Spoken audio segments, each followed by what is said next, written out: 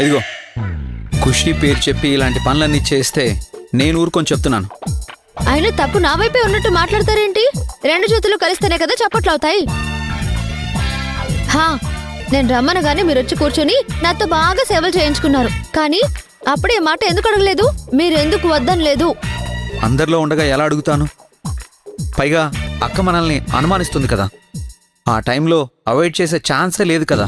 కదా మరి తెలిసి కూడా నన్ను టెర్రస్ మీదకి ఎందుకు పిలిచారు? ఆ? ఎందుకంటే నువ్వు నన్ను తప్పు పట్టకుండా ఉండడానికి. ఆ? గుర్తుపెట్టుకో, నాకు స్నానం చేయించమని నేను నిన్ను ఫోర్స్ చేయలేదు. నువ్వు పెట్టిన రూల్ని నేను బ్రేక్ చేయలేదు, నువ్వే చేసావు. సరేలేండి. ఇంత పెద్ద విషయాన్ని నువ్వు అంత లైట్గా తీసుకున్నావంటే కేవలం ఖుషి కోసం కాదు.